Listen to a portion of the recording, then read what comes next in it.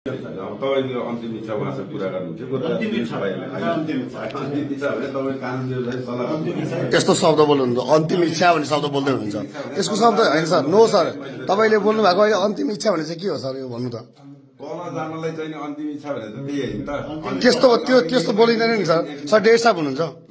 अन्तिम इच्छा भन्ने हुन्छ सर एउटा पक्राउ गर्न आएको मान्छेलाई अन्तिम इच्छा भन्ने हुन्छ लागि त त्यही त त्यस्तो हुँदैन नि सर त्यस्तो हुँदैन नि सर बोली त के सुधार सर अन्तिम इच्छा एउटा होइन अदालतले दिएको आदेश अदालतले दिएको आदेशलाई अन्तिम इच्छा भन्यो सर एउटा डिएसपीले एउटा पक्राउ गर्न आएको व्यक्तिलाई अन्तिम इच्छा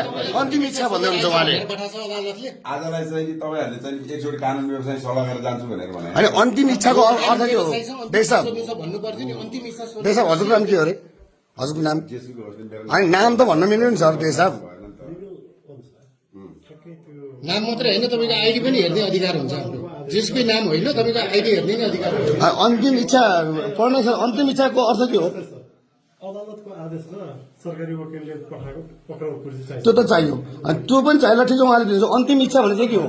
अन्तिम इच्छा भने तपाईँ सर अहिले हजुरले अन्तिम इच्छा सर हजुरले अहिले भर्खर तपाईँको अन्तिम इच्छा के हो भन्नुभयो नि सर त्यो पनि बोल्ने तरिका हो सर तपाईँ डेस साहब जस्तो मान्छे वकिलसँग कुरा गरेर जान्छु भनेर भन्नु होइन हजुरको अन्तिम इच्छाको शब्द त्यही हो आजलाई चाहिँ नि ठिकै छ त यहाँ त हामीसँग जानलाई त त्यही कुरा गर्नुभएको हो होइन र सर यहाँ हाम्रो सभापतिज्यूलाई तपाईँहरूले पक्राउ गर्न आउँदै हुन्छ अन्तिम इच्छा भनेको के हो त सर त्यो तपाईँले नपटाएर सर नपटार्नु भन्ने कुरै होइन नि सर